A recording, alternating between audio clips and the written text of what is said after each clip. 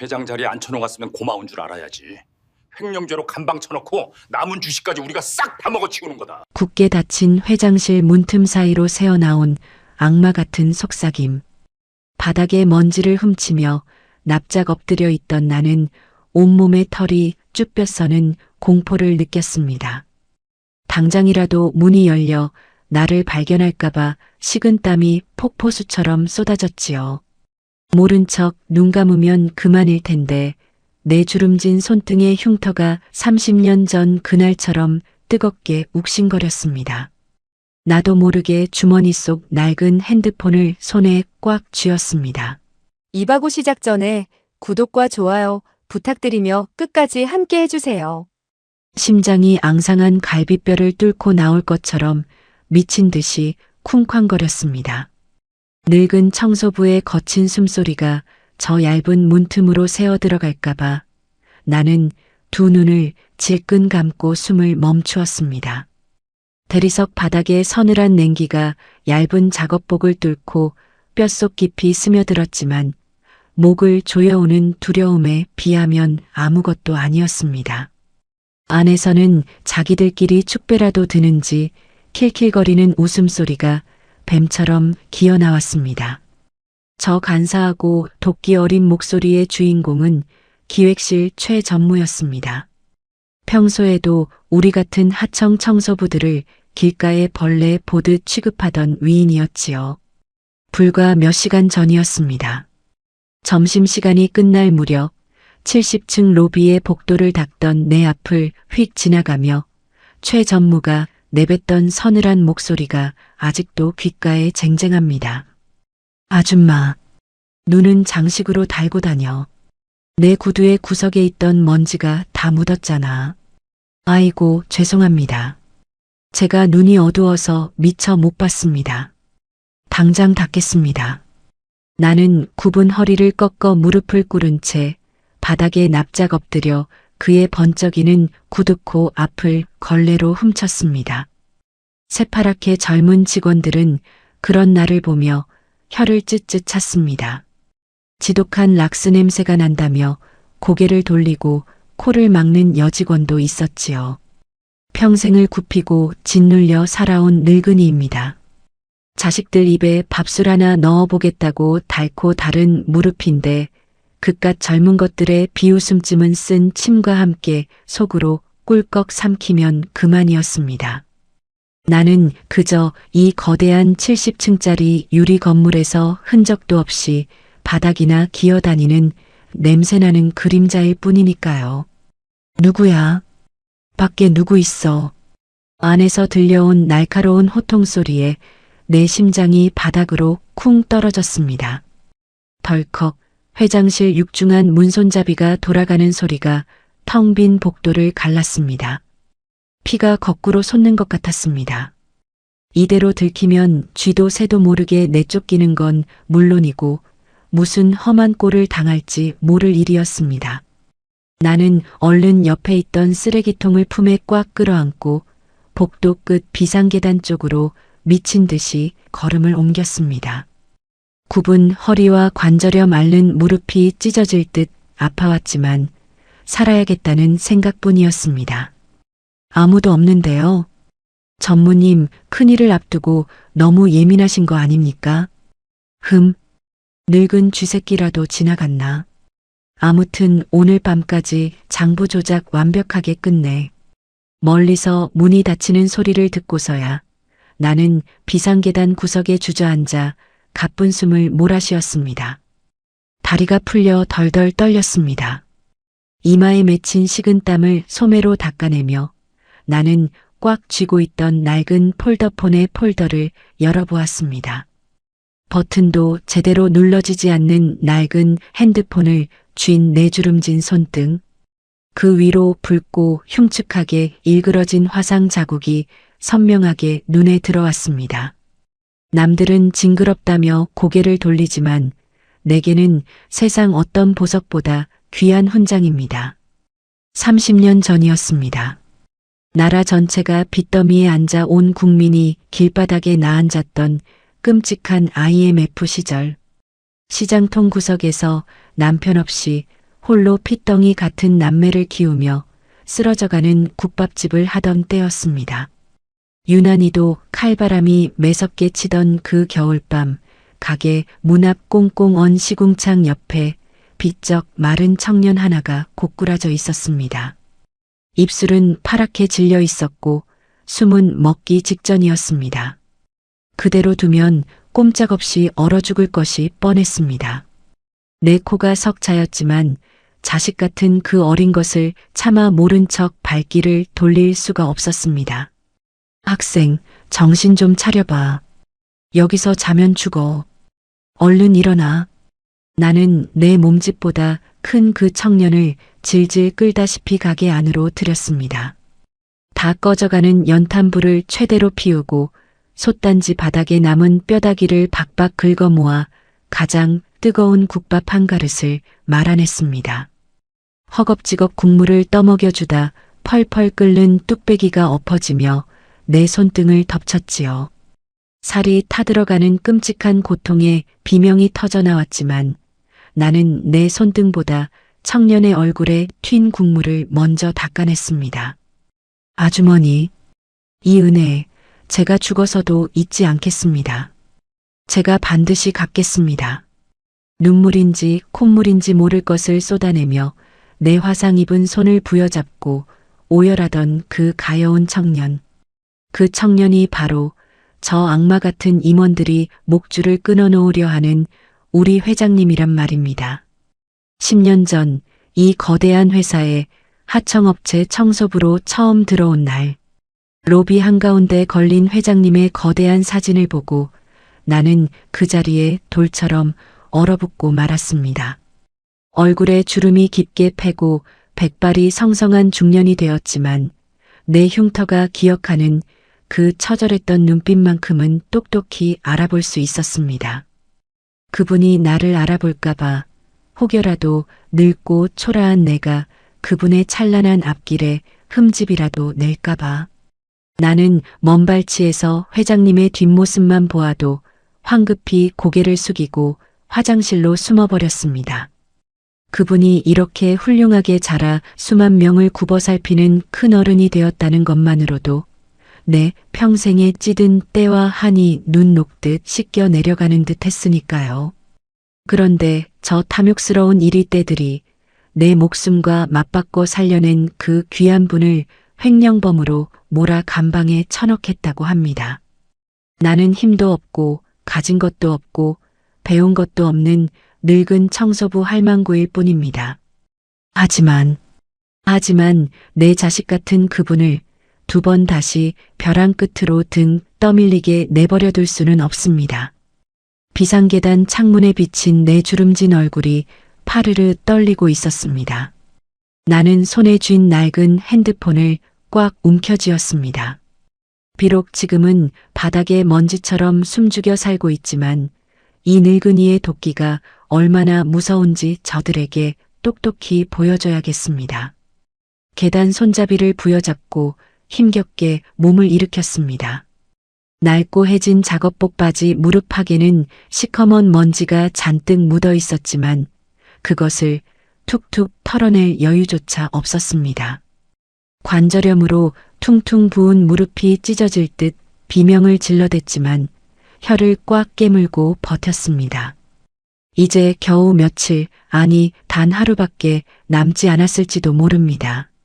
내가 목숨과 맞바꿔 살려낸 우리 회장님을 눈에 넣어도 아프지 않을 그 귀한 분을 저 이리떼들의 시퍼런 아가리에서 빼내야만 합니다. 덜덜 떨리는 다리를 이끌고 다시 70층 임원진 구역으로 돌아왔습니다.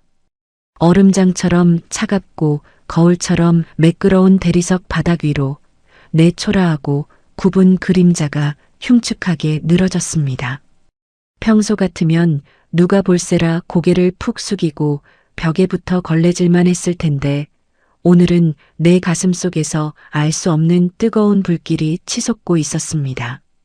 아줌마, 거기서 도둑고양이처럼 뭐 하는 거야? 빨리 쓰레기통 안 비우고 뭉개고 있어. 날카롭고 신경질적인 목소리에 화들짝 놀라 고개를 들어보니 기획실 김 과장이 미간을 잔뜩 찌푸린 채 서 있었습니다. 새파랗게 젊은 내 막내 아들보다도 어려 보이는 녀석이었습니다. 아이고, 예. 지금 당장 비우겠습니다. 제가 화장실 청소를 하느라 조금 늦었습니다. 죄송합니다. 어휴, 진짜 쉽네. 늙으면 제발 집에서 손주나 볼 것이지. 왜 꾸역꾸역 기어 나와서 회사물을 흐려? 안 그래도 최 전무님 신경 곤두서 계시는데 눈에 띄지 않게 쥐새끼처럼 숨어 다니라고 했지. 김 과장은 번쩍이는 구둣발로 내 청소 카트를 툭 걷어차며 신경질적으로 지나갔습니다. 카트가 벽에 세게 부딪히며 덜그럭 소리를 냈고 그 위로 쌓여있던 걸레며 세제통이 바닥으로 나뒹굴었습니다. 내 가슴도 그 쓰레기들처럼 함께 무너져 내렸습니다. 예전 같았으면 비참함과 수치심에 비상구 화장실 칸에 숨어 남몰래 소리 죽여 펑펑 눈물을 쏟았을 겁니다. 지지리도 복없는 내 팔자야, 서러운 내 팔자야 하며 야윈 가슴을 퍽퍽 쳤겠지요. 하지만 오늘은 달랐습니다. 바닥에 엎드려 쏟아진 락스통을 주워 담는 내 두 눈에는 눈물 대신 시퍼런 도끼가 서려 있었습니다.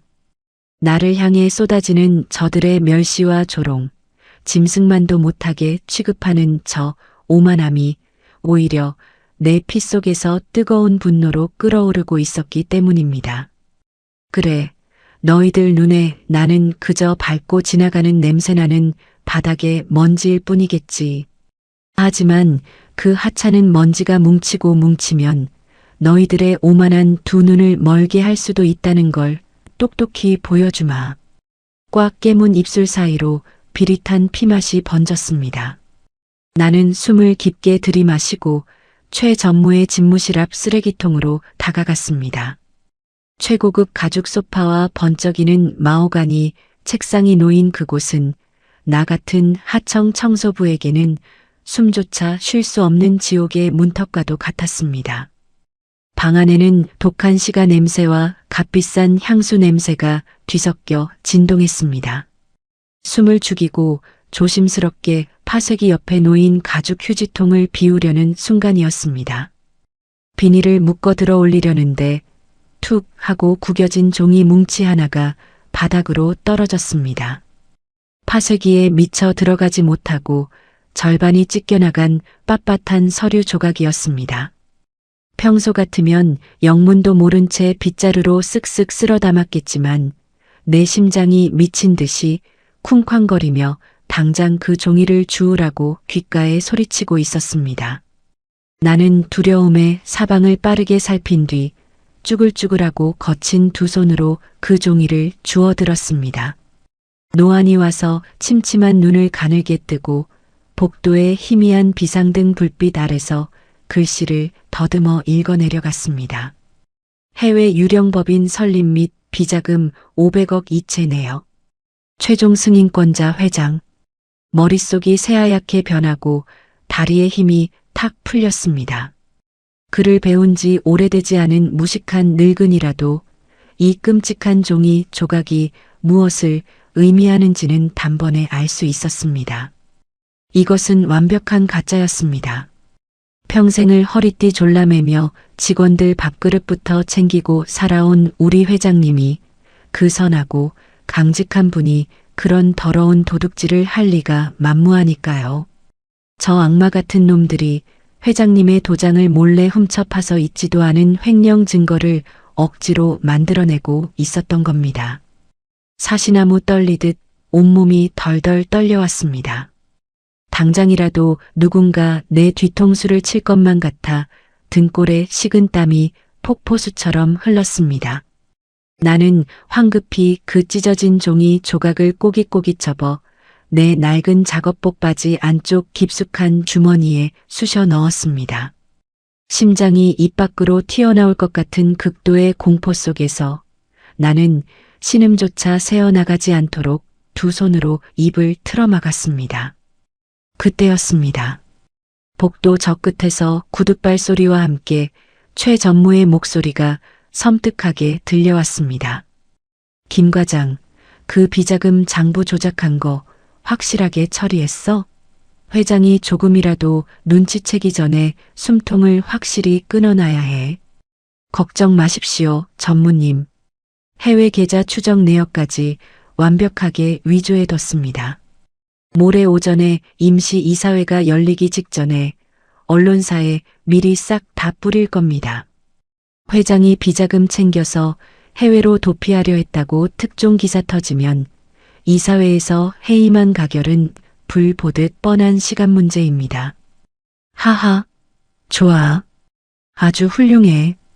그 꼬장꼬장하고 답답한 회장놈이 제 발로 나락에 떨어져서 무릎 꿇는 꼴을 내 두 눈으로 보겠군.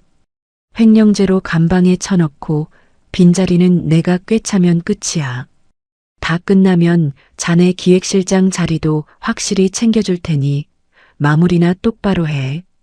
예, 전무님. 내일 밤 이곳 회의실에서 마지막으로 이사진들 모아서 입 맞추고 최종 점검하겠습니다. 나는 집무실 옆 좁은 탕비실 구석에 바짝 엎드려 파리처럼 두 손을 비비며 아부하는 두 사람의 대화를 숨죽여 엿들었습니다. 모레라고 했습니다.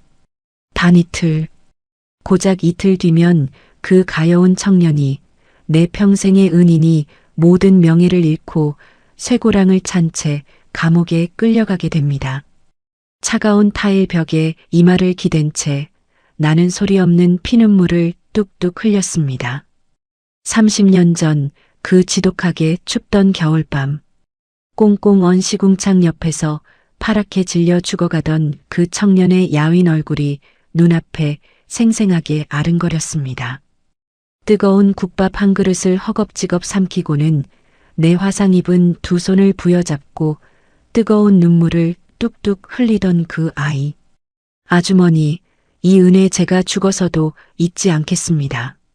제가 반드시 갚겠습니다.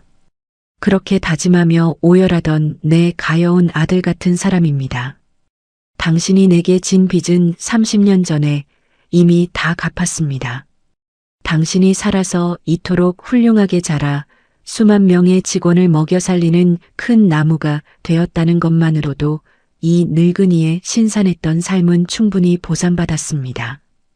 그러니 이번에는 내가 당신을 지킬 차례입니다.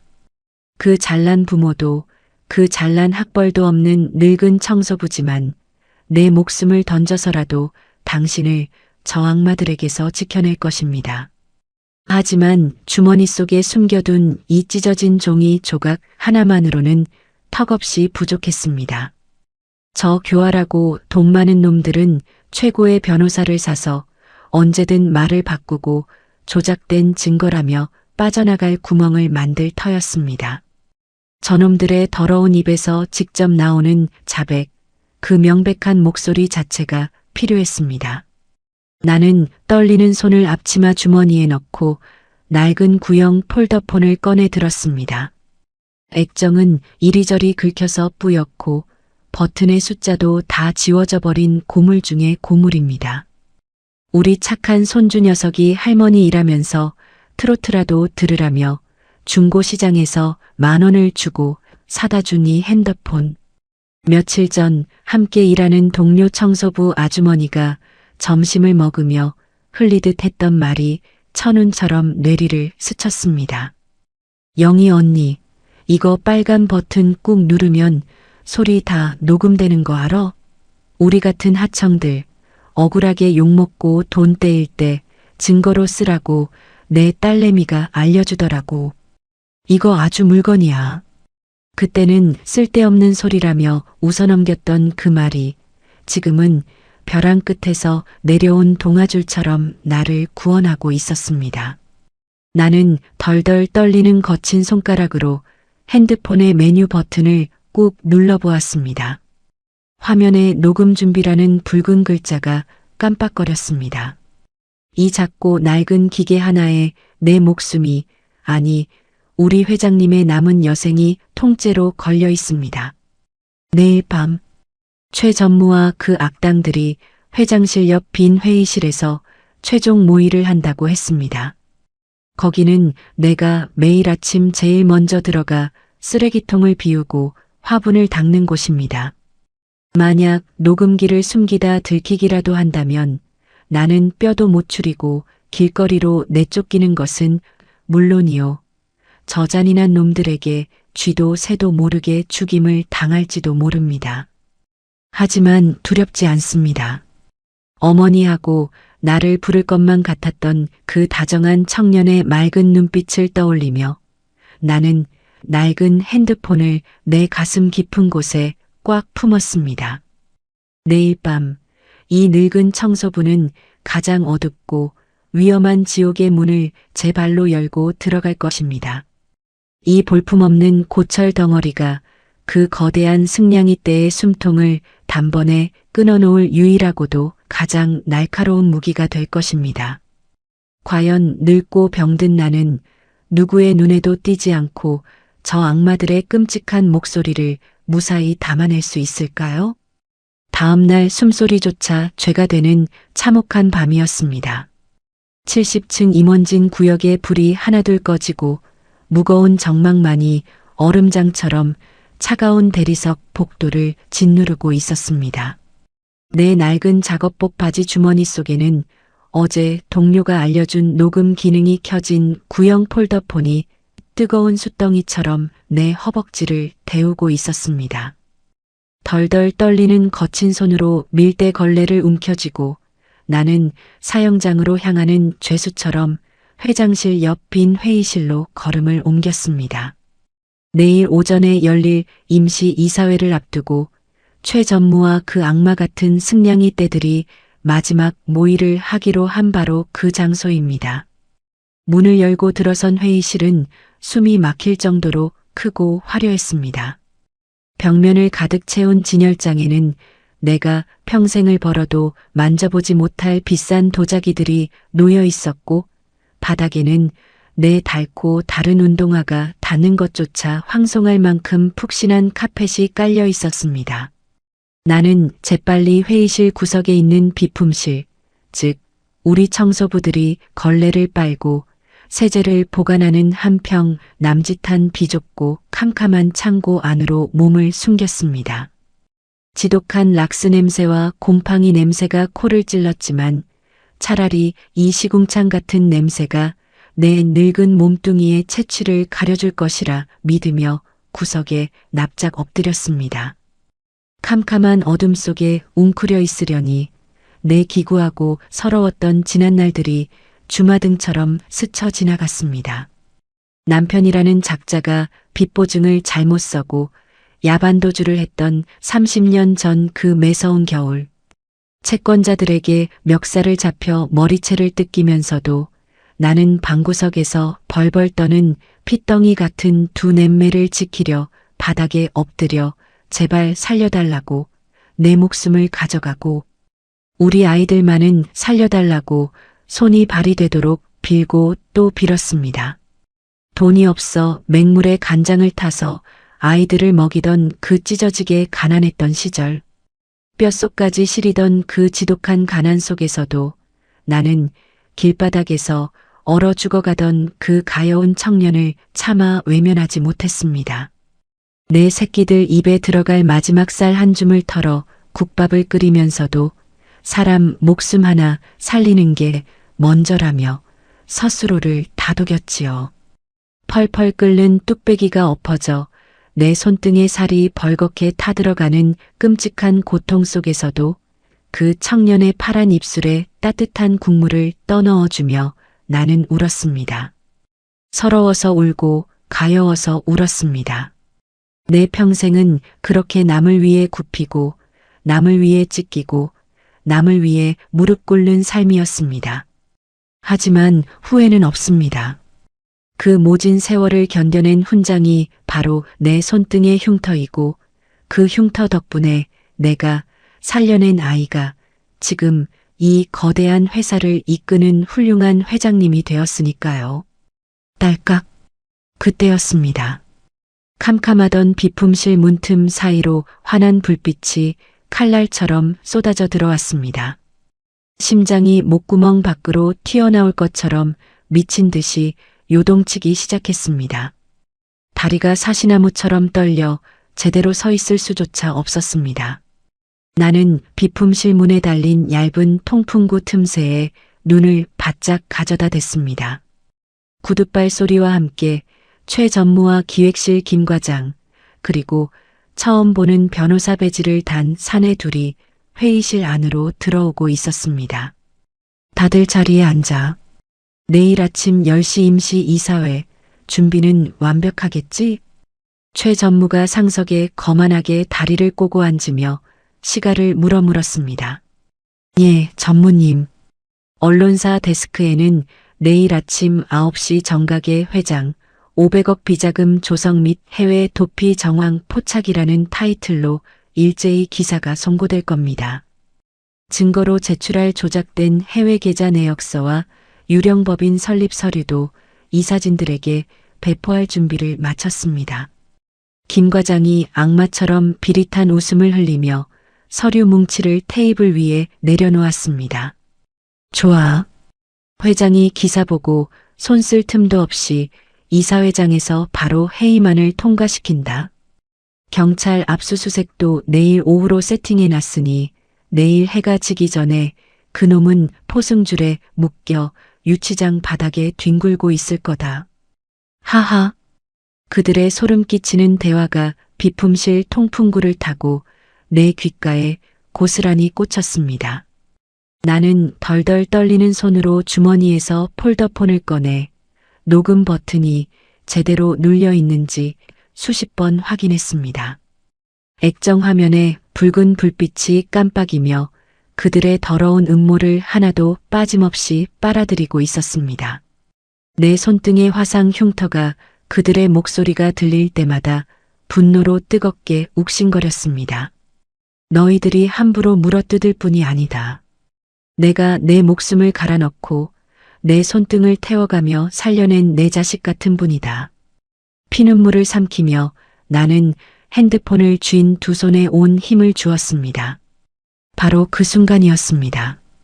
고요한 회의실에, 아니, 내가 숨어있는 이 좁은 비품실 안에서 소름 끼치는 기계음이 울려 퍼졌습니다. 내 심장이 그대로 멈춰버리는 줄 알았습니다. 녹음을 켜둔 내 폴더폰이 미친 듯이 몸부림치며 진동을 토해내고 있었습니다. 재난 문자였습니다. 요란한 사이렌 소리를 꺼둔 대신 핸드폰이 바닥에 닿은 채 진동하며 내는 그 소리는 이적막한 회의실 안에서 폭탄 터지는 소리처럼 거대하게 울렸습니다. 무슨 소리야? 저기 비품실 안에서 나는 소리 아니야? 최 전무의 날카로운 목소리가 회의실을 찢었습니다. 의자가 뒤로 밀리는 소리, 그리고 구둣발 소리가 내가 숨어있는 문을 향해 뚜벅뚜벅 걸어오기 시작했습니다. 한 걸음, 두 걸음, 눈앞이 새하얗게 변하고 숨통이 콱 막혔습니다. 이대로 문이 열리면 나는 저들의 구둣발에 짓밟혀 쥐도 새도 모르게 죽고 말 것입니다. 내 목숨이 아까운 것이 아닙니다. 이 녹음기가 빼앗기면 우리 회장님은 내일 아침 영영 끝장나고 맙니다. 나는 핸드폰을 가슴팍에 필사적으로 품고 제발 이 늙은이의 목숨을 가져가시고 우리 회장님만은 살려달라고 30년 전 그날처럼 하늘에 빌고 또 빌었습니다. 눈물이 폭포수처럼 쏟아져 내렸습니다. 철컥. 비품실 문손잡이가 돌아가는 섬뜩한 소리가 들렸습니다. 내가 눈을 질끈 감고 죽음을 각오한 바로 그 찰나. 아이고, 전무님. 죄송합니다. 제 주머니에서 울린 핸드폰 진동 소리였습니다. 김 과장의 다급한 목소리가 복도를 울렸습니다. 문손잡이를 쥐고 있던 최 전무의 손이 멈칫했습니다. 뭐야? 사람 간 떨어지게. 내일 거사를 앞두고 핸드폰 관리 하나 제대로 못해? 죄송합니다. 내일 기사 터뜨릴 신문사 편집국장이 확인차 보낸 문자라 급하게 진동이 울렸나 봅니다. 당장 전원 끄겠습니다. 어휴, 놀랐잖아. 누가 엿듣기라도 하는 줄 알고. 됐어. 얼른 앉아서 서류나 다시 확인해. 구둣발 소리가 다시 멀어졌습니다. 내 가슴을 짓누르던 거대한 바위가 쿵 하고 떨어져 나가는 것 같았습니다. 다리에 힘이 풀려 나는 락스통 위로 허무하게 주저앉았습니다. 소리내어 울 수도 없어 두 손으로 입을 꽉 틀어막은 채 나는 짐승처럼 어깨를 들썩이며 오열했습니다. 살았습니다. 하늘이, 아니 30년 전 내가 베풀었던 그 작은 적선이 돌고 돌아 기적처럼 나를, 그리고 회장님을 지켜낸 것입니다. 얼마의 시간이 흘렀을까? 사냥을 준비하던 이리떼들이 자리를 털고 일어나는 소리가 들렸습니다. 내일 아침 10시. 다들 실수 없이 완벽하게 끝내자고. 그놈의 처참한 얼굴이 벌써부터 기대되는군. 불이 꺼지고 문이 닫히는 소리가 들렸습니다. 회의실은 다시 죽음 같은 정막 속으로 가라앉았습니다. 나는 덜덜 떨리는 다리를 이끌고 비품실 문을 조심스럽게 열고 나왔습니다. 창문 너머로 희끄무레한 새벽동이 터오르고 있었습니다. 굽은 허리를 펴고 주머니 속에서 아직도 붉은 빛을 깜빡이며 녹음 중인 핸드폰을 꺼내 들었습니다. 종료 버튼을 누르고 조심스럽게 재생 버튼을 눌렀습니다. 내일 아침 10시 임시 이사회. 조작된 해외 계좌 내역서. 악마들의 더러운 목소리가 낡은 스피커를 타고 선명하게 흘러나왔습니다. 나는 핸드폰을 가슴에 꽉 끌어안았습니다.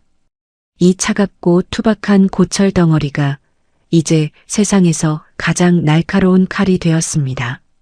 30년 전 추운 길바닥에서 죽어가던 당신을 살리기 위해 내 손등을 내어주었던 것처럼 이제는 이 늙고 병든 몸뚱이를 방패 삼아 당신에게 쏟아지는 저 더러운 화살들을 온몸으로 막아낼 것입니다. 창밖으로 붉은 해가 떠오르고 있었습니다. 내일 아침 10시. 아니, 이제 오늘 아침입니다.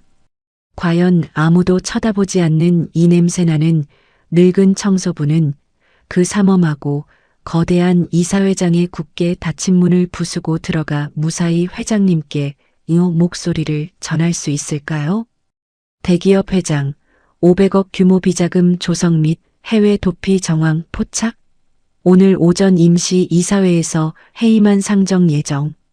아침 9시 정각. 1층 로비 벽면을 가득 채운 대형 텔레비전에서 뉴스 속보가 날카로운 사이렌처럼 터져 나왔습니다.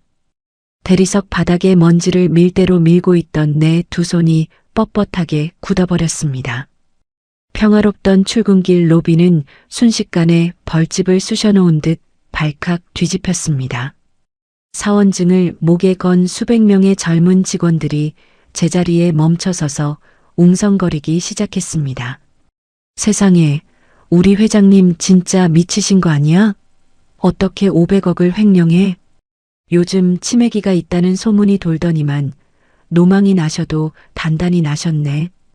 우리 회사 이제 망하는 거 아니야? 내 곁을 스쳐 지나가는 젊은 직원들의 수군거림이 날카로운 비수가 되어 내 가슴을 푹푹 찔러댔습니다. 아닙니다. 그건 전부 가짜입니다. 저 악마 같은 최 전무와 그 일당들이 꾸며낸 새빨간 거짓말입니다. 당장이라도 밀대를 집어던지고 로비 한가운데 서서 악을 쓰며 소리치고 싶었습니다. 하지만 나는 꾹 참아야 했습니다. 섣불리 나섰다가는 저 교활한 놈들이 내 주머니에 있는 이 낡은 핸드폰부터 박살을 내버릴 것이 뻔하니까요. 내 낡고 해진 작업복 바지 주머니 속 어젯밤 그놈들의 더러운 목소리를 고스란히 집어삼킨 핸드폰이 마치 시한폭탄처럼 뜨겁게 허벅지를 짓누르고 있었습니다. 그때였습니다. 로비 회전문 밖으로 수십 명의 기자들이 구름대처럼 몰려들며 카메라 플래시를 미친 듯이 터뜨리기 시작했습니다. 번쩍이는 불빛 사이로 검은색 승용차에서 내리는 회장님의 모습이 보였습니다. 억장이 무너져 내리는 것 같았습니다. 불과 며칠 전까지만 해도 꼿꼿하고 위풍당당하던 그 넓은 어깨는 온데간데 없고 하룻밤 사이에 10년은 늙어버린 듯 잿빛이 된 얼굴에 등은 굽어 있었습니다. 기자들이 마이크를 들이밀며 횡령을 인정하십니까? 직원들에게 부끄럽지 않습니까? 하고 악을 써댔지만 회장님은 초점 잃은 눈으로 묵묵히 입을 굳게 다문 채 로비로 걸어 들어오셨습니다. 그 퀭하고 파리한 얼굴 위로 30년 전 IMF 시절 매서운 칼바람을 맞으며 내 국밥집 문 앞에 웅크려 죽어가던 그 굶주린 청년의 얼굴이 고스란히 겹쳐 보였습니다. 아주머니, 이 은혜 제가 죽어서도 잊지 않겠습니다. 내 화상 입은 손을 부여잡고 뜨거운 눈물을 쏟아내던 그 가여운 아이가 지금 온 세상의 손가락질을 받으며 또다시 벼랑 끝으로 등 떠밀리고 있었습니다.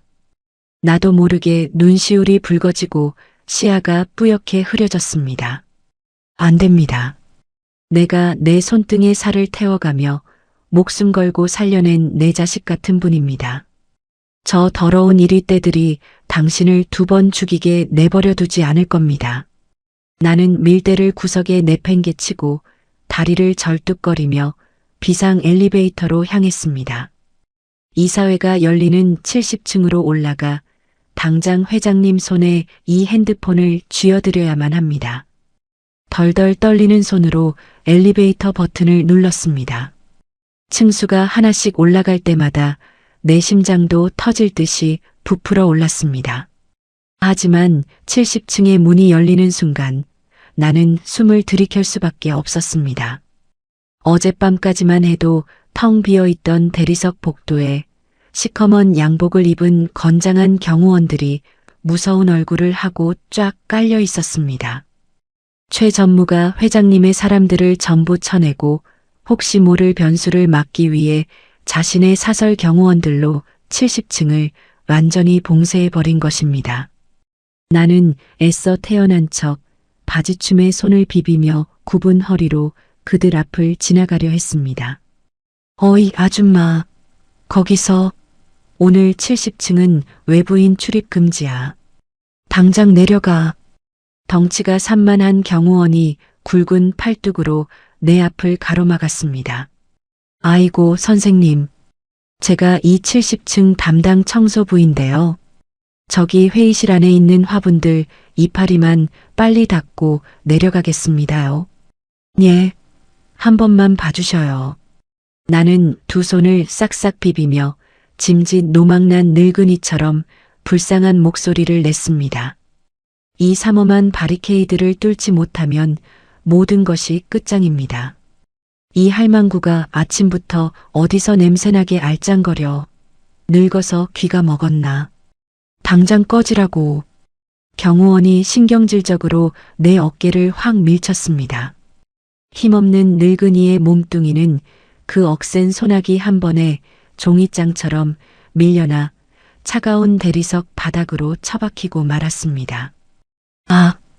관절염으로 퉁퉁 부은 무릎이 바닥에 부딪히며 뼈가 부서지는 듯한 고통이 밀려왔습니다. 하지만 내 입에서 터져나온 비명은 무릎의 통증 때문이 아니었습니다. 바닥에 넘어지는 순간 헐렁한 작업복 바지 주머니에 들어있던 낡은 폴더폰이 툭 튀어나와 대리석 바닥을 타고 저 멀리 미끄러져 내려간 것입니다. 하필이면 그 폰이 멈춰선 곳은 나를 밀친 그 험악한 경호원의 번쩍이는 구두코 바로 앞이었습니다. 이게 뭐야? 무슨 고물 쓰레기를 들고 다녀. 경호원이 얼굴을 찌푸리며 바닥에 떨어진 내 핸드폰을 향해 커다란 발을 들어 올렸습니다. 안 돼. 저게 어떤 기계인데. 저 안에 우리 회장님 목숨줄이 들어있는데. 나는 찢어지는 무릎의 고통도 잊은 채 바닥을 기다시피 미친 듯이 기어가 그 짐승 같은 놈의 구둣발 아래로 내 상체를 냅다 던졌습니다. 아이고, 안 됩니다요. 밟지 마시오. 우리 늦둥이 손주 녀석이 할미 심심하지 말라고 알바에서 사준 귀한 겁니다요. 제발 밟지 마시오. 나는 두 팔로 핸드폰을 미친 듯이 품에 끌어안고 바닥에 엎드려 짐승처럼 울부짖었습니다.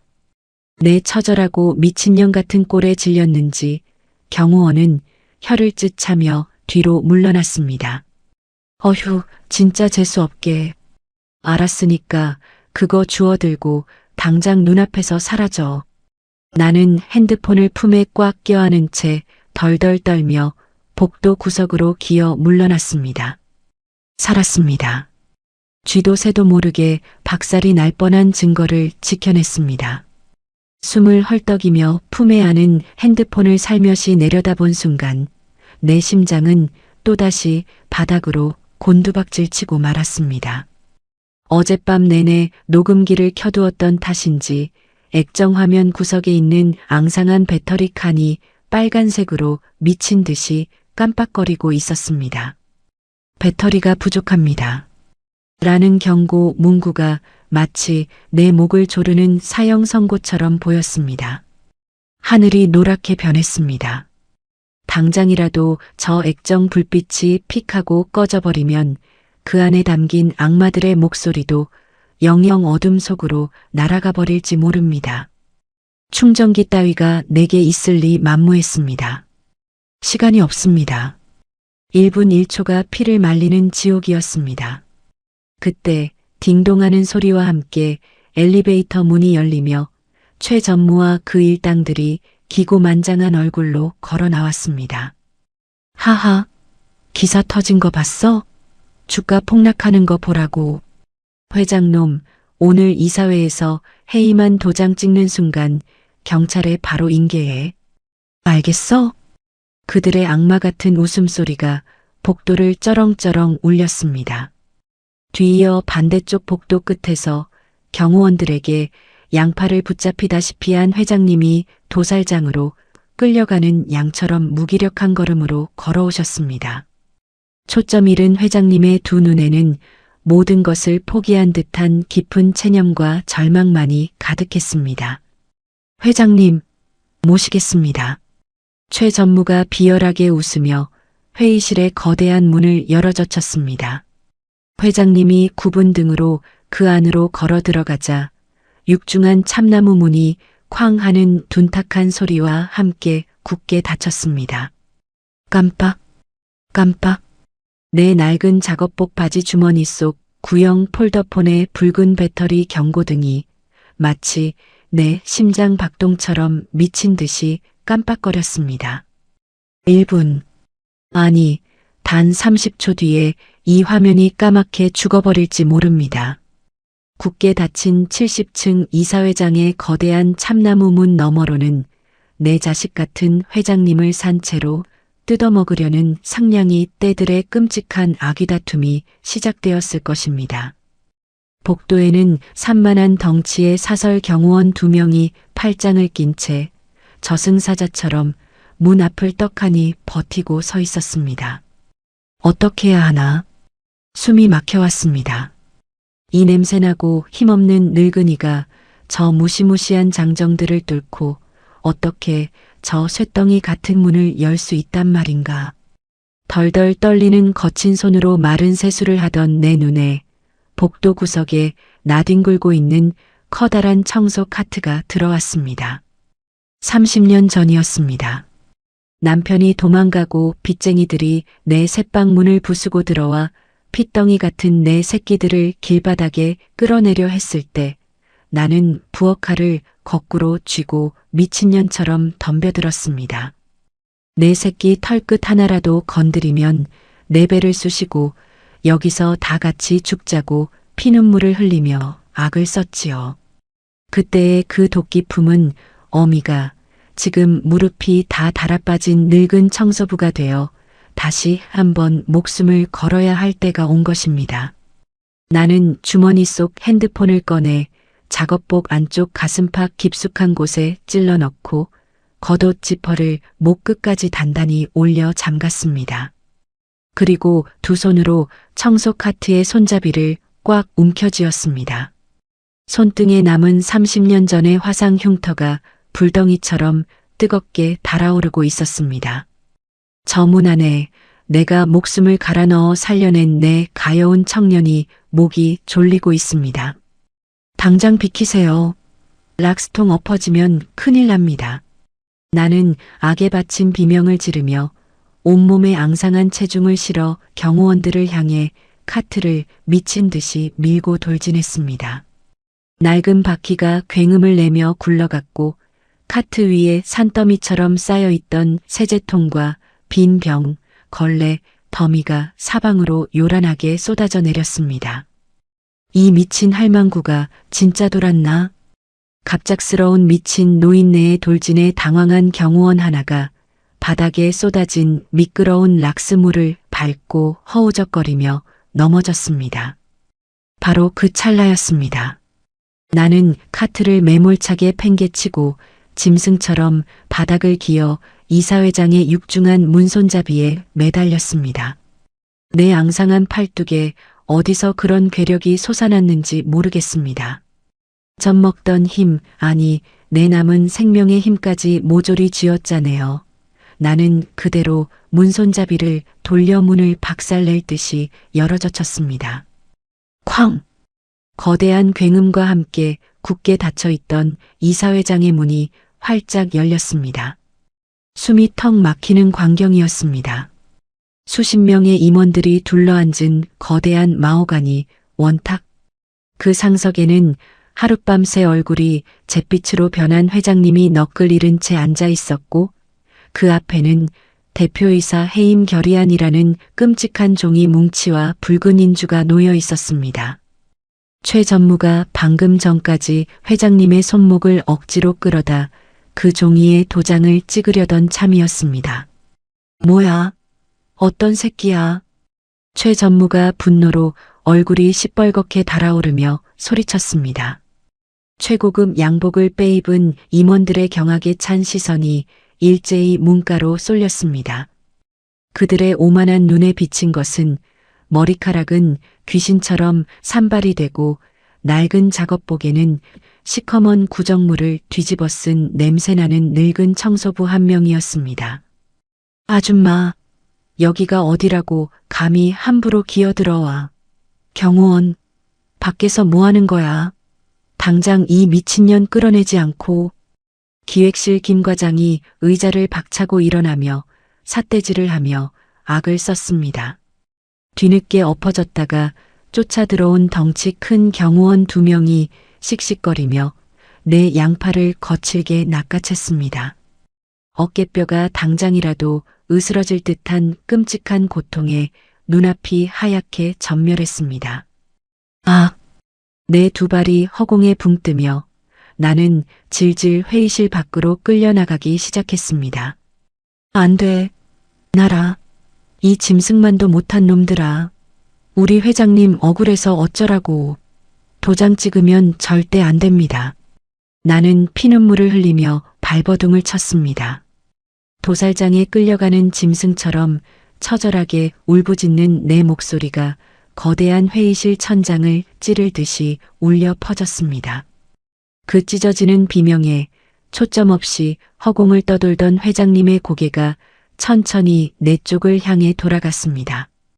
당장 입 틀어막고 내다버려. 회장님, 저런 노망난 늙은이 말 들을 거 없습니다. 빨리 도장이나 찍으시죠. 오늘 이사회 통과되면 바로 경찰에 인계할 겁니다. 그게 회장님이 평생 일군 이 회사 명예라도 조금 챙기는 마지막 길입니다. 최 전무가 비릿한 미소를 지으며 다시 회장님의 굳은 손을 거칠게 낚아채려 했습니다. 그 순간이었습니다. 끌려나가며 바닥에 질질 끌리던 내 시선에 가슴팍 옷깃 사이로 요란하게 깜빡이는 핸드폰의 붉은 불빛이 스쳤습니다. 배터리가 완전히 꺼지기 직전 마지막으로 제발 살려달라 울부짖는 작은 생명의 불꽃 같았습니다. 이대로 끝낼 수는 없다. 내가 어떻게 지킨 목숨인데. 내가 내 살을 태워가며 어떻게 살려낸 사람인데. 나는 짐승처럼 몸을 미친 듯이 비틀어 오른쪽 팔을 간신히 빼냈습니다. 분노한 경호원의 주먹이 내 뺨을 무자비하게 후려쳤습니다. 입안이 터져 비릿한 피가 철철 흐르고 눈앞에 별이 튀는 고통 속에서도 나는 미친 듯이 옷 안섭을 뒤져 그 낡은 폴더폰을 꺼내 들었습니다. 화상 흉터로 흉측하게 일그러진 내 거친 엄지손가락이 핸드폰의 재생 버튼을 뼈가 부서지도록 꾹 눌렀습니다. 회장님, 제발 이거 한 번만 들어보십시오. 제발요. 치지직거리는 낡은 기계의 잡음과 함께 정막이 흐르던 이사회장의 소름 끼치도록 선명한 목소리가 울려 퍼지기 시작했습니다. 내일 아침 10시 임시 이사회 준비는 완벽하겠지. 언론사 데스크에는 9시 정각에 해외 도피 정황 포착 기사가 송고될 겁니다. 회장이 손쓸 틈도 없이 회의만을 통과시킨다. 이사회장의 찬물이 들이부어진 듯 숨막히는 정적이 내려앉았습니다. 방금 전까지 회장님을 몰아붙이던 최 전무와 임원들의 얼굴이 순식간에 죽은 사람처럼 하얗게 질려버렸습니다. 해외 계좌 추적 내역까지 완벽하게 위조해뒀습니다. 회장이 비자금 챙겨서 도피하려 했다고 특종 터지면 해임한 가결은 시간 문제입니다. 빈자리는 내가 꿰차면 끝이야. 하하. 어젯밤 내가 목숨을 걸고 비품실 바닥에 납작 엎드려 녹음했던 최 전무와 김 과장의 그 끔찍하고 더러운 육성이 낡은 스피커를 타고 온 방안을 쩌렁쩌렁 울렸습니다. 저거 꺼. 당장 빼앗아서 박살 내란 말이야. 이성을 잃은 최 전무가 짐승 같은 괴성을 지르며 거대한 테이블을 뛰어넘어 내 쪽으로 미친 듯이 달려들었습니다. 김 과장도 사색이 되어 내 손에 핸드폰을 빼앗으려 덤벼들었습니다. 경호원이 다시 내 목을 강하게 조르고 달려온 최 전무의 구둣발이 내 배를 사정없이 걷어찼습니다. 나는 컥하고 붉은 피를 토하면서도 두 팔로 핸드폰을 가슴에 꽉 끌어안고 바닥에 둥글게 몸을 말았습니다. 때려라. 죽여라. 내 늙은 뼈가 부서지고 살이 갈갈이 찢겨도 이 목소리만은 절대 멈추게 하지 않을 것이다. 내 주름진 뺨 위로 뜨거운 피눈물이 봇물 터지듯 줄줄 흘러내렸습니다. 그때였습니다. 그 손 놔라.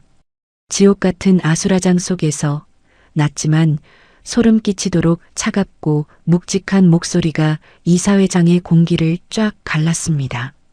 내 배를 다시 걷어차려던 최 전무의 발이 허공에 딱 멈췄습니다. 나를 짓누르던 경호원들의 억센 소나기에서도 스르르 힘이 빠져나갔습니다. 가쁜 숨을 몰아쉬며 바닥에 웅크린 채 고개를 들어보니 방금 전까지 영혼이 빠져나간 산송장처럼 앉아있던 회장님이 자리에서 천천히 몸을 일으키고 있었습니다. 잿빛이었던 회장님의 얼굴에 어느새 시퍼런 분노와 거대한 맹수 같은 압도적인 위엄이 서려 있었습니다. 회장님, 저건 다 조작입니다. 저 미친 청소부 할망구가 감히 이상한 기계로 우리를 음해하려는 겁니다. 최 전무가 사시나무 떨듯 덜덜 떨며 비굴한 변명을 늘어놓으려 했습니다. 하지만 회장님은 그를 길가에 벌레 보듯 무시한 채 뚜벅뚜벅 무거운 걸음을 옮겨 피투성이가 된 내 앞으로 다가왔습니다. 수만 명을 호령하는 이 거대한 기업의 총수가 낡은 작업복을 입고 구정물과 피를 뒤집어 쓴 채 쓰러져 있는 냄새나는 청소부 앞에 한쪽 무릎을 굽히고 바닥에 앉았습니다. 나는 황송함과 두려움에 고개를 푹 숙이고 핏물이 뚝뚝 떨어지는 입술을 꽉 깨물었습니다. 혹여나 내 초라하고 더러운 몰골이 회장님의 귀한 눈을 더럽힐까 너무나 두려웠습니다. 회장님의 커다랗고 따뜻한 두 손이 핸드폰을 꽉 움켜쥐고 덜덜 떨고 있는 내 쭈글쭈글한 손을 너무나도 부드럽게 감싸쥐었습니다. 회장님, 이거 들으십시오.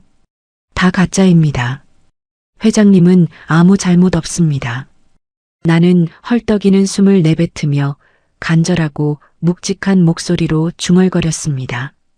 그 순간 내 손등을 감싸주던 회장님의 두 손이 일순간 돌처럼 딱딱하게 굳어지는 것이 느껴졌습니다. 고개를 들어보니 회장님의 커다란 두 눈이 내 손등 위에 있는 그 흉측한 화상 자국에 못 박힌 듯 고정되어 있었습니다. 30년 전 펄펄 끓는 국밥을 엎질러 벌겋게 살이 타들어갔던 바로 그 훈장 같은 상처. 남들은 징그럽다며 피하던 그 주름지고 흉측한 손등을 회장님은 마치 세상에서 가장 귀한 보물을 다루듯 덜덜 떨리는 손으로 조심스럽게 쓰다듬기 시작했습니다. 설마, 아주머니. 회장님의 입술이 파르르 떨렸습니다. 시뻘겋게 핏발선 그의 두 눈에 그렁그렁하게 맺힌 눈물이 마침내 내 거친 손등 위로 뚝뚝 떨어져 내렸습니다. 아주머니 맞으시지요. 30년 전 그 추운 겨울날 저를 걷어 먹여주셨던, 제 목숨을 살려주셨던 아주머니 맞으시지요. 그 한마디에 내 가슴속에 응어리져 있던 30년의 서러운 한이 눈 녹듯 무너져 내렸습니다. 나는 차마 고개를 들지 못하고 소리 없이 어깨를 들썩이며 눈물만 쏟아냈습니다. 내 자식 같은 분, 당신이 나를 기억해 주었군요. 내가 목숨 걸고 살려낸 당신이 그 모진 세월이 흘렀어도 나를 잊지 않고 어머니처럼 불러주었군요. 회장님, 지금 저 노망난 청소부의 헛소리에 속으시면 안 됩니다. 감동의 순간을 날카롭게 찢으며 사색이 된 최 전무가 짐승처럼 악을 쓰며 자리에서 일어났습니다. 저 기계에서 나온 목소리는 인공지능으로 조작된 겁니다. 요즘 저런 목소리 위조하는 건 일도 아닙니다. 당장 저 할망구를 횡령범의 공범으로 경찰에 넘기고 해임 안에 도장부터 찍으셔야 합니다. 맞습니다. 우리 기획실을 음해하려는 불순 세력이 저 청소부를 돈으로 매수한 게 틀림없습니다. 기획실 김 과장도 시퍼렇게 질린 얼굴로 거들며 나를 잡고 있던 경호원들에게 눈짓을 했습니다. 경호원들이 다시 거친 손을 뻗어 내 어깨를 낚아채려는 찰나였습니다. 그 더러운 손 당장 치워. 사자우 같은 회장님의 분노가 이사회장의 공기를 쫙 갈랐습니다. 나를 짓누르던 경호원들은 그 압도적인 호통에 기가 질려 허둥지둥 뒤로 물러섰습니다. 천천히 몸을 일으킨 회장님의 얼굴에는 방금 전 나를 향해 흘리던 따뜻한 눈물 대신 시퍼런 서리빨 같은 살기가 번뜩이고 있었습니다. 조작? 불순 세력? 감히 내 생명의 은인 앞에서 내 놈들의 그 더러운 혓바닥을 함부로 놀려. 회장님이 뚜벅뚜벅 걸어가 최 전무의 멱살을 쥐어 틀었습니다. 최고급 양복을 빼입은 최 전무의 몸뚱이가 덜덜 떨며 허공에 반쯤 들렸습니다.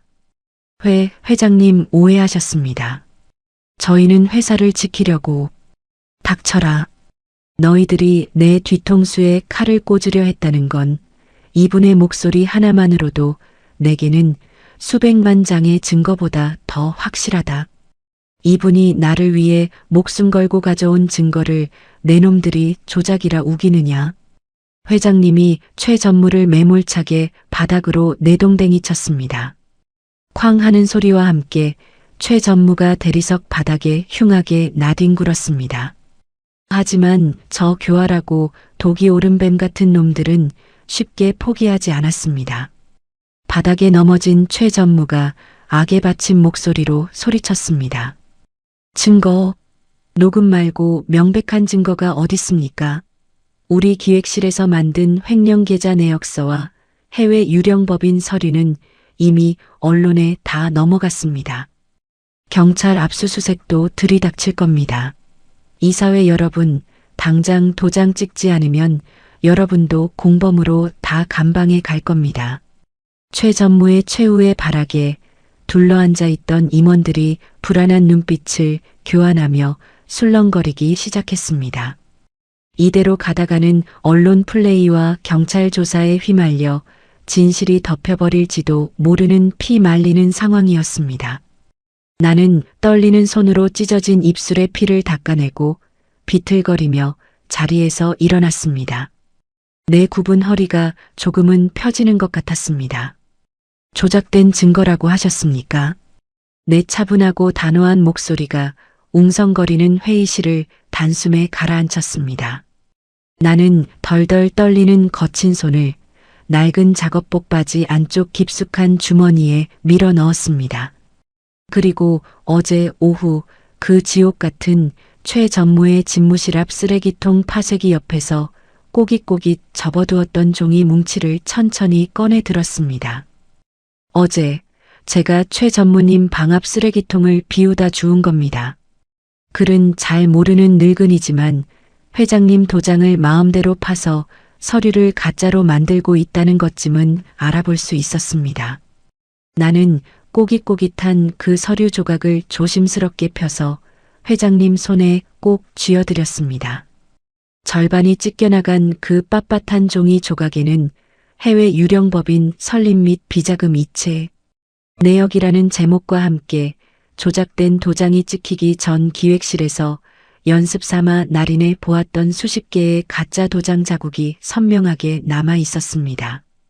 그리고 무엇보다 그 서류의 결제란에는 기획실장 최지훈이라는 이름과 서명이 똑똑히 박혀 있었습니다.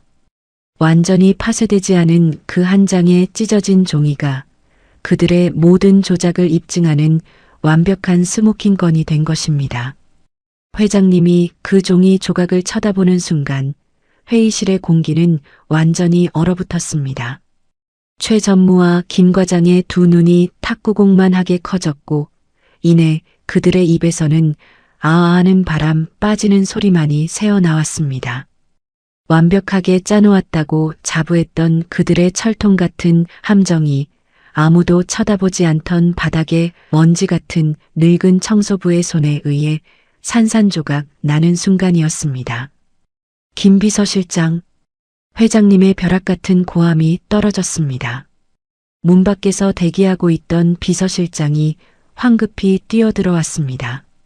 당장 경찰청 지능범죄수사대에 전화해 내 이름으로 직접 기획실 최 전무와 그 일당을 사문서 위조 및 특경가법상 배임, 무고, 혐의로 긴급 고발 조치한다. 그리고 법무팀 총동원해서 언론사에 뿌려진 기사들 당장 정정보도 내고 이놈들 싹 다 손해배상 청구해서 뼛속까지 발라버려. 예, 회장님. 당장 조치하겠습니다. 회장님의 추상 같은 명령이 떨어지자마자 오만방자하게 굴던 최 전무와 김 과장은 다리에 힘이 풀린 듯 그 자리에 털썩 주저앉고 말았습니다. 회장님, 제가 잘못했습니다. 제발 한 번만 살려주십시오. 제가 눈이 뒤집혔었나 봅니다. 방금 전까지 나를 미친년 취급하며 짓밟았던 최 전무가 이번에는 짐승처럼 바닥을 기어 회장님의 바짓가랑이를 붙잡고 처절하게 매달렸습니다. 김 과장 역시 바닥에 머리를 찌우며 싹싹 빌기 시작했습니다. 그 잘난 학벌에 최고급 양복을 입은 자들이 먼지 구덩이를 뒹구는 벌레보다 못한 꼴로 전락해 있었습니다. 하지만 회장님은 자비 없이 그들을 발로 차내며 차갑게 선고했습니다.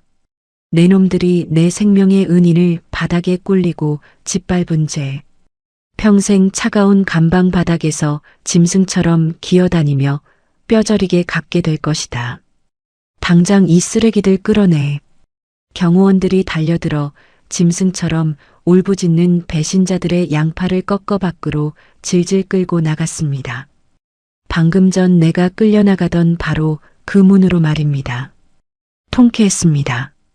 30년 동안 남들 발밑에서 굽신거리며 살아온 내 가슴속에 맺혀있던 시커먼 체증이 싹 다 씻겨 내려가는 듯한 말로 다 할 수 없는 거대한 카타르시스였습니다. 모든 소란이 끝나고 배신자들이 끌려나간 빈 회의실. 회장님은 다시 내 앞으로 다가와 낡은 작업복을 입고 구정물과 땀범벅이 된 내 늙은 몸뚱이를 말없이 힘껏 꽉 안아주셨습니다. 어머니 저를 2번이나 살려주셨습니다. 30년 전에도 그리고 오늘도 부족한 이놈을 어머니가 살려주셨습니다. 회장님의 뜨거운 눈물이 내 거친 목덜미를 타고 쉴 새 없이 흘러내렸습니다. 나 역시 떨리는 2팔을 들어 회장님의 넓은 등을 토닥였습니다. 괜찮습니다. 다 끝났습니다. 우리 회장님 훌륭하게 잘 크셨습니다. 그걸로 다 됐습니다.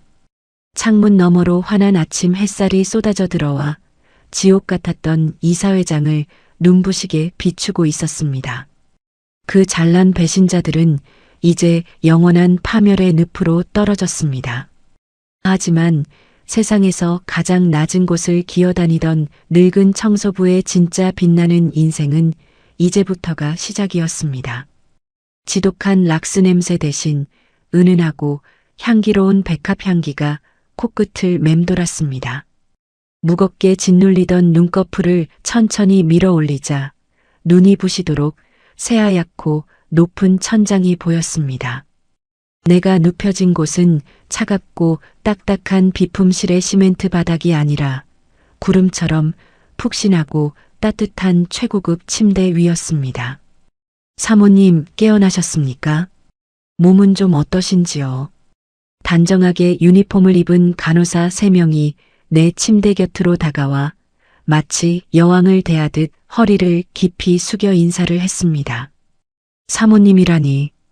평생을 아줌마 할망구 거기라고 불리며 살아온 내게 그 정중하고 고운 호칭은 내 몸에 맞지 않는 비단옷처럼 낯설고 황송하기만 했습니다. 여기는 서울에서 가장 좋다는 대학병원의 VVIP 특실이라고 했습니다. 어제 이사회장에서 모든 긴장이 풀려 정신을 잃고 쓰러진 나를 회장님이 직접 안아들고 이곳까지 달려왔다는 것입니다. 간호사가 리모컨을 눌러 벽면을 가득 채운 커다란 텔레비전을 켰습니다. 화면 속에서는 어제 이사회장에서 끌려나갔던 그 승냥이 떼들의 끔찍한 말로가 아침 뉴스 속보로 생생하게 터져 나오고 있었습니다. 대기업 기획실 임원진, 사문서 위조 및 수백억 대 횡령 혐의로 정격 구속.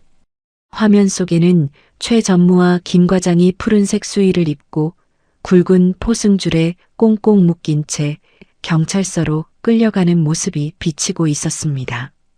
수십 명의 기자들이 구름대처럼 몰려들어 마이크를 들이밀고 카메라 플래시를 미친 듯이 터뜨렸습니다. 회장님께 누명을 씌우려 한 것이 사실입니까? 협력 업체들에게 갑질하며 비자금을 조성한 혐의 인정하십니까? 기자들의 쏟아지는 날선 질문에 방금 전까지 나를 벌레 보듯 짓밟고 회장님의 목줄을 쥐고 흔들려던 최 전무는 푹 숙인 얼굴을 마스크로 칭칭 가린 채 쥐새끼처럼 벌벌 떨고 있었습니다. 김 과장 역시 기자들에게 떠밀려 경찰서 계단에서 흉하게 낮아빠지는 꼴이 화면에 그대로 생중계되었습니다. 통쾌했습니다. 가슴속에 꽉 막혀있던 시커먼 돌덩이가 쑥 내려가는 것 같았습니다. 남의 눈에 피눈물을 내고 억울한 누명을 씌워 남의 밥그릇을 뺏으려던 자들의 당연한 말로였습니다. 하늘의 그물은 성긴 것 같아도 결코 악인을 놓치는 법이 없다는 옛말이 하나도 틀린 것이 없었습니다. 나는 나도 모르게 2 손을 모아 쥐고 감사합니다. 감사합니다 하고 하늘을 향해 연신 고개를 주걱거렸습니다. 그때였습니다.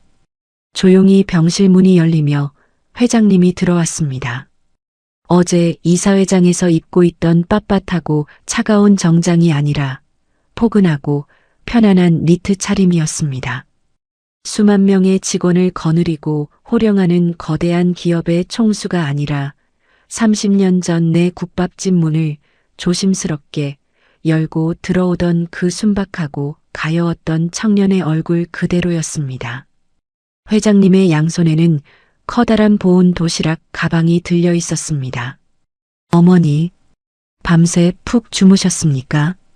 회장님이 내 침대 곁으로 다가와 다정하게 웃으며 내 두 손을 꼭 쥐었습니다. 어머니, 그 한마디가 또다시 내 메마른 가슴에 뜨거운 파문을 일으켰습니다. 회장님, 이러시면 안 됩니다. 저는 그저 하청업체 청소부일 뿐입니다. 저 같은 늙은이가 이런 으리으리한 곳에 누워 있어도 되는 것인지 가시방석에 앉은 것 같아 숨을 쉴 수가 없습니다. 나는 덜덜 떨리는 목소리로 정중하게 황송함을 표했습니다. 하지만 회장님은 내 주름진 손을 자신의 따뜻한 뺨에 가져다 대며 고개를 저었습니다. 어머니가 아니었다면 저는 30년 전 그 차가운 시궁창 옆에서 이미 얼어 죽었을 목숨입니다. 그리고 어제 어머니가 아니었다면 저는 평생 횡령범이라는 오명을 쓰고 감옥에서 죽어갔을 겁니다. 제게 생명을 2번이나 주셨으니 당신은 제 친어머니이십니다. 제발 저를 아들로 받아주십시오. 회장님은 보온 가방의 지퍼를 열고 정성스럽게 포장된 그릇들을 하나둘 꺼내 침대 위 식탁에 올려놓았습니다.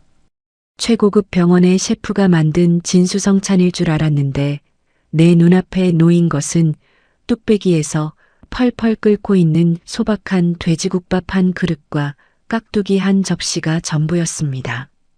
30년 동안 그날 어머니가 끓여주셨던 그 따뜻한 국밥 맛을 단 하루도 잊은 적이 없습니다.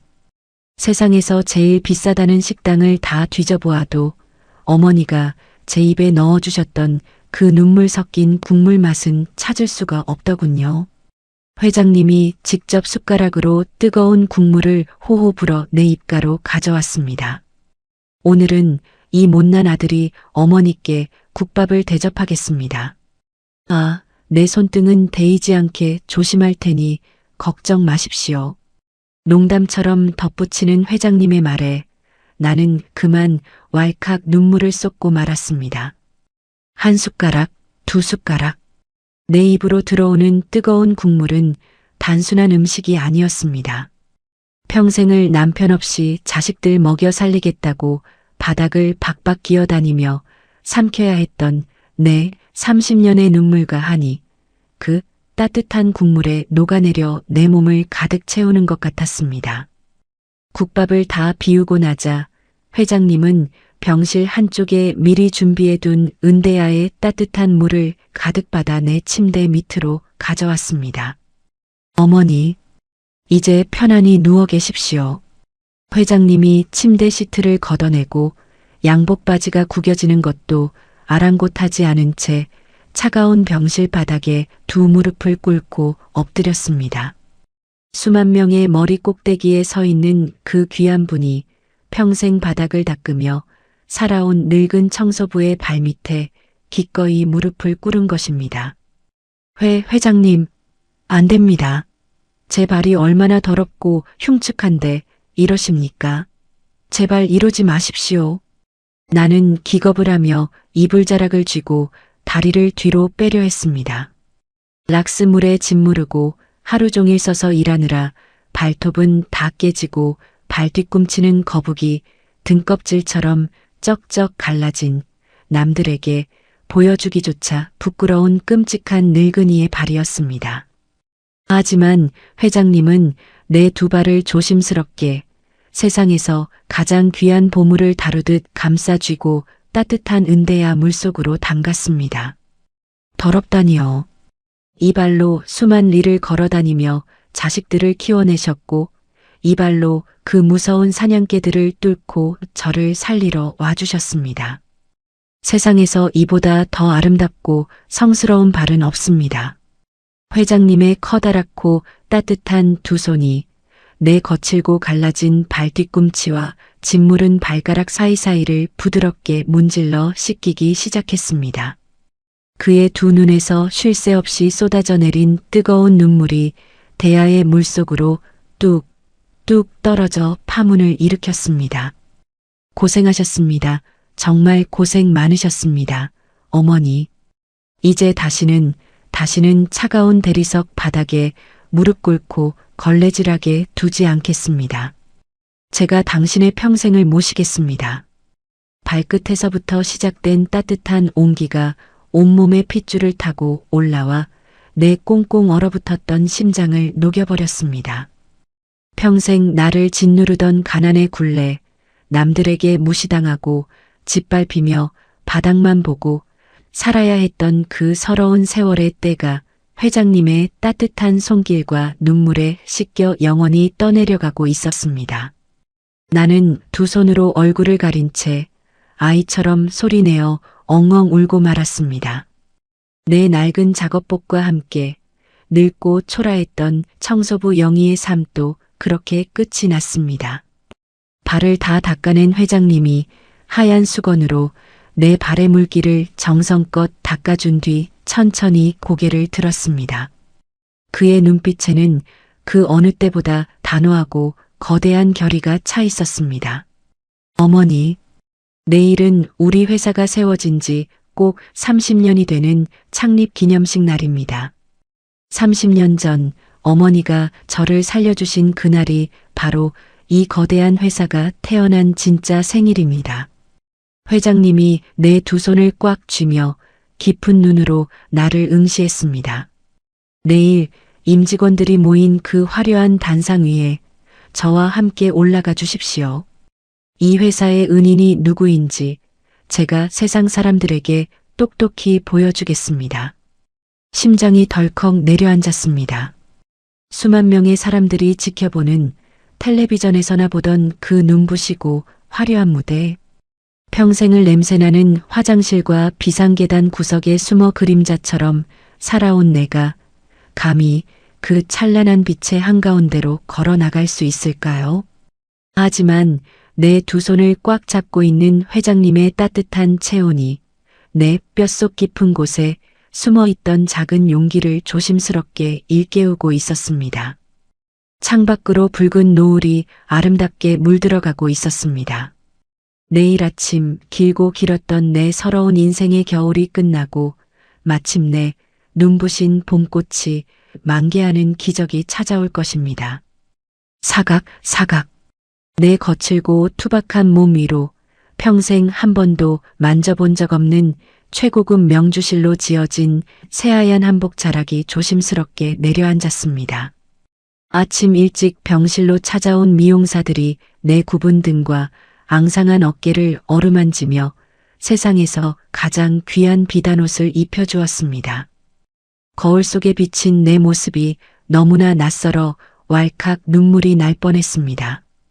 주름이 깊게 팬 늙은 청소부 할망구는 온데간데 없고 기품 있는 양반집 마님 같은 여인이 덜덜 떨며 서 있었기 때문입니다. 미용사가 내 거친 두 손에 로션을 바르며 손등에 붉게 튀어나온 30년 전의 화상 흉터를 컨실러로 덮으려던 참이었습니다. 잠깐, 그 상처는 가리지 마십시오. 병실 문을 열고 들어온 회장님이 단호하면서도 다정한 목소리로 미용사를 만류했습니다.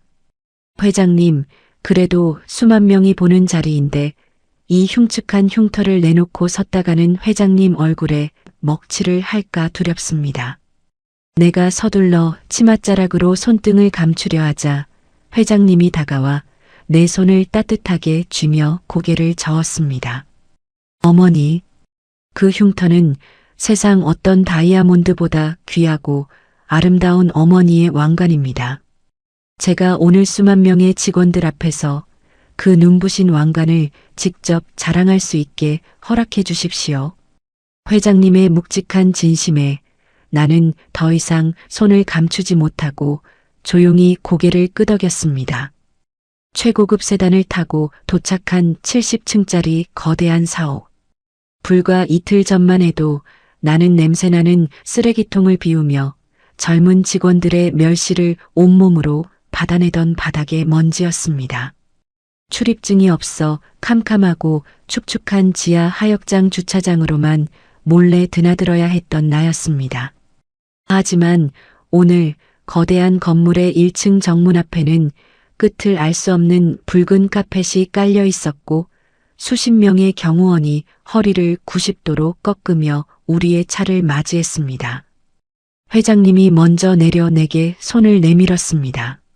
나는 회장님의 에스코트를 받으며 내 평생 단 한 번도 밟아보지 못했던 그 눈부신 중앙 로비로 당당하게 걸어 들어갔습니다. 나를 무시하고 삿대질하던 젊은 직원들이 붉은 카펫 양옆으로 도열해 있다가 회장님의 팔짱을 낀 내 모습을 보고 경악을 금치 못하며 입을 떡 벌렸습니다. 그들의 흔들리는 눈빛 속에는 더 이상 조롱이나 멸시가 없었습니다. 오직 압도적인 경외감만이 맴돌고 있었습니다. 창립 30주년 기념식이 열리는 거대한 대강당 앞. 문이 열리기 직전 심장이 터질 것 같아 다리가 후들거렸습니다. 회장님, 저는 도저히 못 들어가겠습니다. 숨이 막혀서 쓰러질 것만 같습니다. 내가 덜덜 떠는 목소리로 멈춰서자 회장님이 내 화상 입은 손등을 자신의 넓은 가슴에 가져다 댔습니다. 어머니, 제 심장 뛰는 소리가 느껴지십니까? 30년 전 그 매서운 겨울밤, 어머니가 제게 먹여주신 그 뜨거운 국밥 한 그릇이 아니었다면 이 심장은 진작에 멈춰버렸을 겁니다.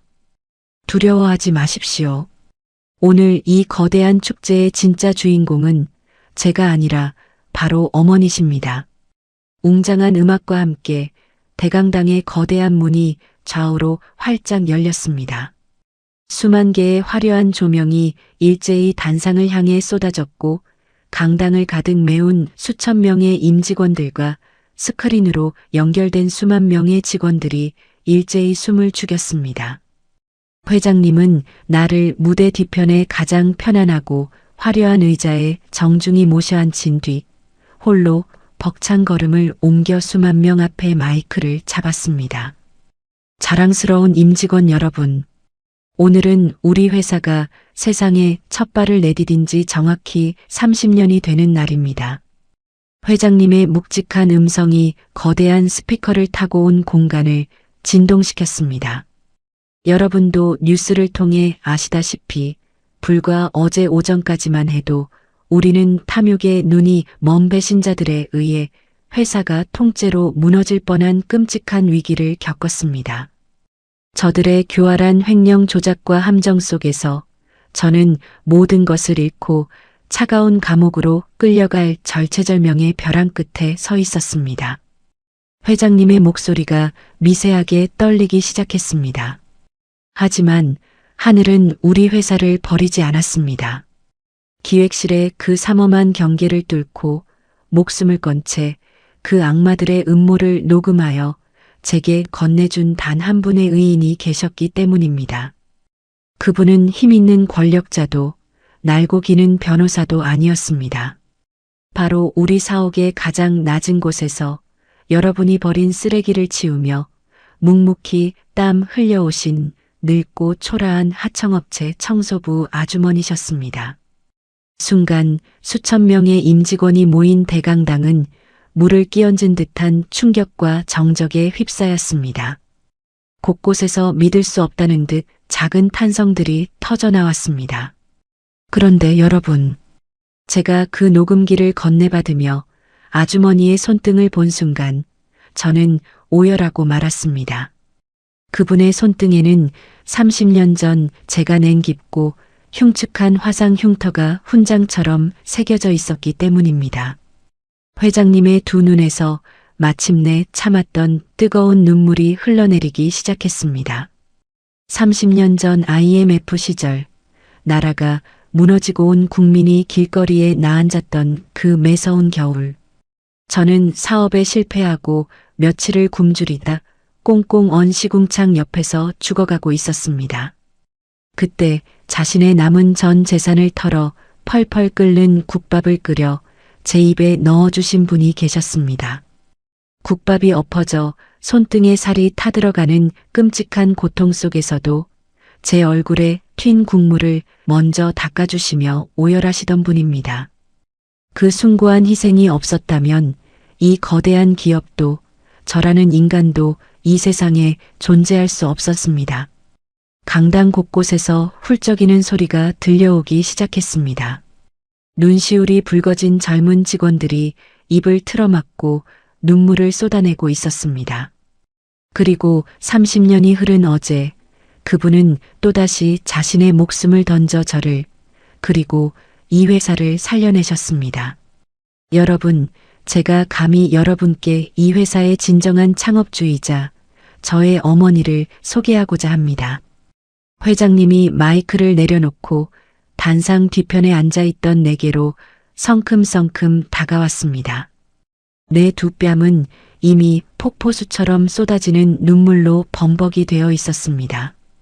회장님이 나를 부축해 일으켜 세우고 세상에서 가장 소중한 사람을 안내하듯 나를 이끌고 수만 명의 시선이 쏟아지는 무대 정중앙으로 걸어 나왔습니다.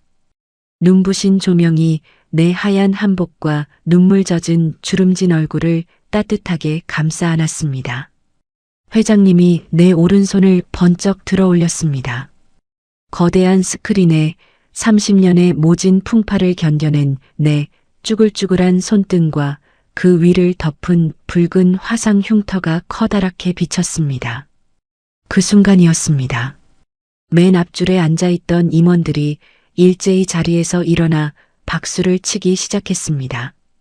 뒤이어 수천 명의 직원들이 앞다투어 기립하며 우레와 같은 박수와 뜨거운 함성을 쏟아내기 시작했습니다.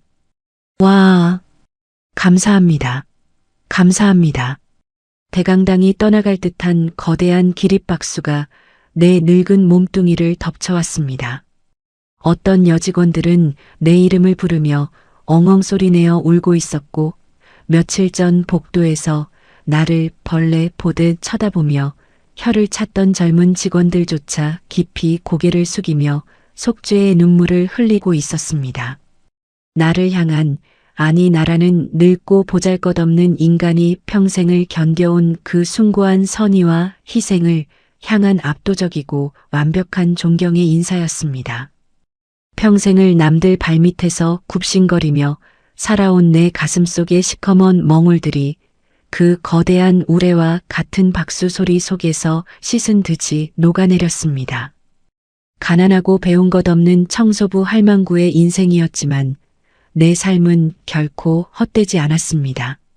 하늘은 내 30년의 피눈물을 잊지 않았고 이토록 찬란하고 눈부신 보상으로 내 마지막 여생을 축복해주고 있었습니다. 나는 회장님의 따뜻한 어깨에 얼굴을 묻고 아이처럼 소리내어 엉엉 울고 말았습니다. 내 평생을 짓누르던 가난과 멸시의 허물은 그렇게 눈부신 조명 속에서 영원히 바스러졌습니다. 30년 전 펄펄 끓는 뚝배기에 대어 흉측하게 일그러졌던 내 손등의 화상 자국. 남들은 징그럽다며 피하던 그 붉은 흉터는 이제 거친 비바람을 이겨내고 세상에서 가장 아름답게 피어난 한 송이 찬란한 모란꽃이 되었습니다. 이제야 알 것 같습니다.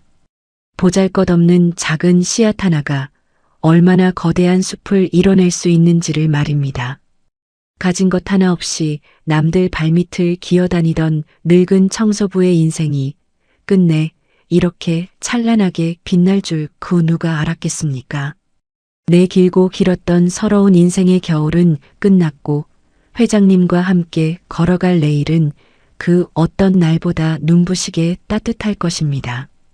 평생을 굽혀온 내 무릎을 이제야 활짝 펴고 나는 수만 명에 쏟아지는 박수 속에서 세상 가장 환한 미소를 지어 보였습니다. 오늘의 이바구는 여기까지입니다. 끝까지 함께 해주셔서 감사드리며 구독과 좋아요 눌러주시면 놀라운 인생 사연들을 누구보다 먼저 무료로 만나보실 수 있습니다.